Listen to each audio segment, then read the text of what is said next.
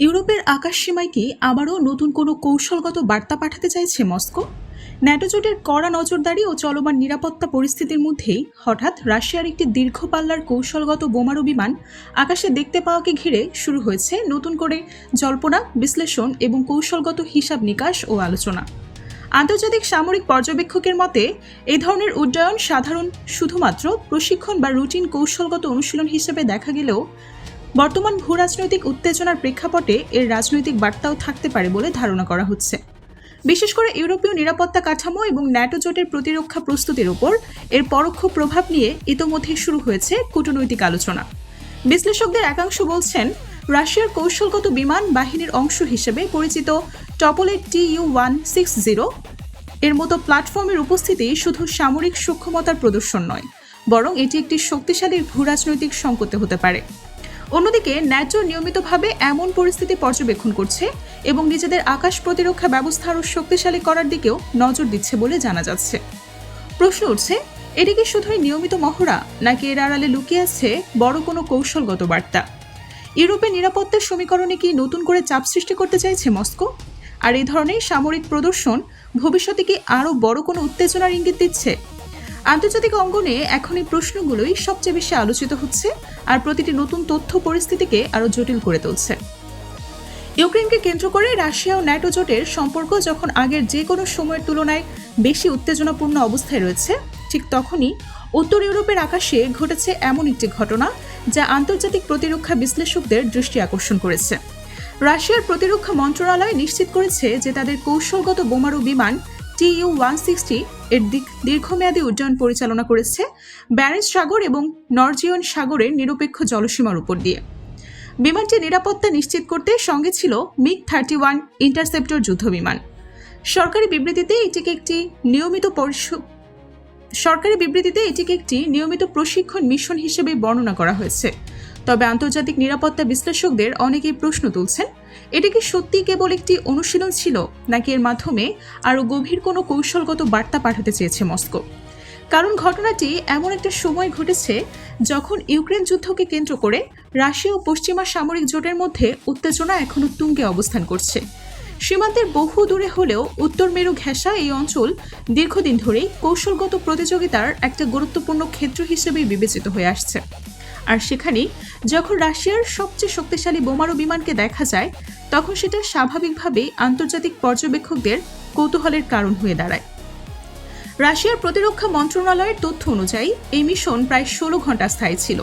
দীর্ঘ এই উড্ডয়নের সময় বিমানটির ক্রুরা আকাশে জ্বালানি গ্রহণের অনুশীলনও সম্পন্ন করেছেন। সামরিক পরিভাষায় এটি অত্যন্ত গুরুত্বপূর্ণ সক্ষমতা, কারণ আকাশে জ্বালানি গ্রহণের মাধ্যমে একটি কৌশলগত বোমারু বিমান হাজার হাজার কিলোমিটার অতিরিক্ত দূরত্ব অতিক্রম করতে পারে এবং প্রয়োজনে এক মহাদেশ থেকে অন্য মহাদেশ পর্যন্ত মিশন পরিচালনা করতে পারে। যদিও সরকারি ব্যাখ্যায় এটি একটি প্রশিক্ষণ কার্যক্রম হিসেবে উপস্থাপন করা হয়েছে, তবুও এর সময় এবং স্থান নিয়ে প্রশ্ন উঠছে। কারণ সাম্প্রতিক বছরগুলোতে ব্যারেন্টস সাগর ও নরওয়েজিয়ান সাগর অঞ্চলে রাশিয়া এবং ন্যাটো সদস্য দেশগুলোর সামরিক বাহিনীর মধ্যে একাধিকবার মুখোমুখি অবস্থান তৈরি হয়েছে। ফলে যে কোনো বড় ধরনের রুশ সামরিক তৎপরতা এখন আগের চেয়ে অনেক বেশি গুরুত্বের সঙ্গে পর্যবেক্ষণ করা হয়। বিশেষজ্ঞরা স্মরণ করিয়ে দিচ্ছেন, চলতি বছরের মার্চ মাসের শুরুতেও একই অঞ্চলে রাশিয়ার একজোড়া Tu-95MS কৌশলগত বোমারু বিমান দীর্ঘ টহল মিশন পরিচালনা করেছিল। তখন তাদের সঙ্গে ছিল Su-35 যুদ্ধবিমান। সেই মিশনের সময় নরওয়ে বিমান বাহিনীর F-35 যুদ্ধবিমান রুশ বহরের গতিবিধি পর্যবেক্ষণ করে। আন্তর্জাতিক আকাশসীমায় পরিচালিত হলেও সে ঘটনা পশ্চিমা সামরিক মহলে যথেষ্ট আলোচনার জন্ম দিয়েছিল। এবারের মিশনকে ঘিরে আলোচনা আরও বেশি হওয়ায় একটি কারণ হলো ব্যবহৃত বিমানটির পরিচয়। Tu-160 শুধু একটি বোমারু বিমান না, এটি রাশিয়ার কৌশলগত প্রতিরোধ ব্যবস্থার অন্যতম প্রধান স্তম্ভ। বিশ্বের সবচেয়ে বড় এবং সবচেয়ে শক্তিশালী কৌশলগত বোমারু বিমানগুলোর মধ্যে এটি অন্যতম বলেই বিবেচিত হয়। সাম্প্রতিক বছরগুলোতে রাশিয়া তাদের Tu-160 বহরকে আধুনিকীকরণের জন্য ব্যাপক কর্মসূচি হাতে নিয়েছে। পুরনো সংস্করণগুলোকে Tu-160 এর মানে উন্নীত করা হচ্ছে এবং একই সঙ্গে নতুন উৎপাদনও বাড়ানো হয়েছে। মস্কোর দাবি অনুযায়ী এই আধুনিকীকরণের ফলে বিমানটির কার্যক্ষমতা, নির্ভুলতা এবং যুদ্ধক্ষেত্রে টিকে থাকার সক্ষমতা উল্লেখযোগ্যভাবে বৃদ্ধি পেয়েছে।